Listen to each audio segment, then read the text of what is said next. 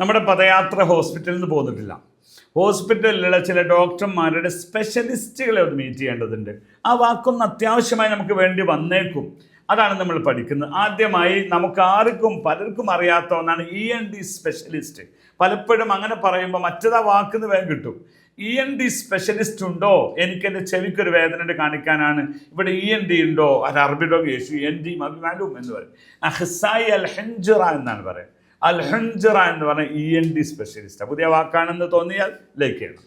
Okay, രണ്ടാമത്തെ ഒന്നാണ് cardiologist. Cardiologist എന്ന് പറഞ്ഞാൽ ഹൃദയ സംബന്ധമായ രോഗത്തിനാണല്ലോ അത് പറയാം. അതിന് അഹ്സായി അൽ ഗൽബ്. അഹ്സായി എന്നാൽ സ്പെഷ്യലിസ്റ്റ് എന്നാ. സാധാരണക്കാർ ദുക്തൂർ അൽ ഗൽബ് എന്ന് ചോദിച്ചാലും മതി. ഡോക്ടർ എന്ന അർത്ഥത്തിന് ദുക്തൂർ എന്ന് പറയാം.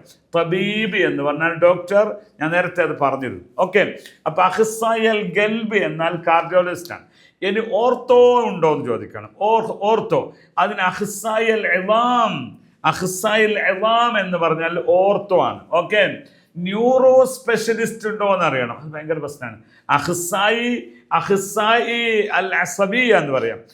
അതാണ് അസബിയ എന്ന് പറയാം. അതുപോലെ തന്നെ നമുക്ക് മറ്റൊന്ന് ചോദിക്കാം, ഡെന്റിസ്റ്റ് ഉണ്ടോ? ഡെന്റിസ്റ്റിന് അറബിയിൽ എന്താ പറയുക? അഹ്സായി. സാധാരണ അഹ്സായി ഉപയോഗിക്കൂല.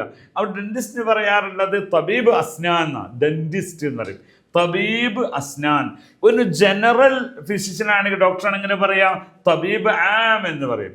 തബീബ് ആം ജനറൽ ഡോക്ടറാണ് തബീബ് ആം എന്ന് പറയാം. ഓക്കെ, അപ്പൊ തബീബ് എന്നാൽ ഡോക്ടർ എന്നാണ്. തബീബ് ദുക്തൂർ എന്നും പറയും. അപ്പോൾ ഇവിടെ അഹ്സായി സ്പെഷ്യലിസ്റ്റാണ്. പിന്നെ ധാരാളമുണ്ട്.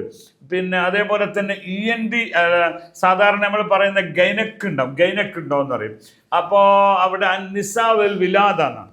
അഹ്സായി അന്നിസാ വൽ വിലാദ, അതാണ് ഗൈനക്കോളജിസ്റ്റ്. അഹ്സായി അൽ വിലാദ. ഓക്കെ, അപ്പൊ നിസാ വൽ വിലാദ എന്ന് പറഞ്ഞാൽ. ഇനി പാഡിയാട്രീഷ്യൻ ഉണ്ട്, ഇങ്ങനെ കുറേ ഉണ്ട്. അതൊക്കെ നിങ്ങൾ ഇതിൻ്റെ അനുബന്ധമായി പഠിക്കുക. ഈ ഒരു 5 സ്പെഷ്യലിസ്റ്റുകളെ നിങ്ങൾ പരിചയപ്പെട്ടെങ്കിൽ ആ വാക്ക് പഠിച്ച ശേഷം നമുക്ക് പിന്നീട് ഇതിൻ്റെയൊക്കെ തുടർന്ന് കാര്യങ്ങൾ കിട്ടുന്നതാണ്.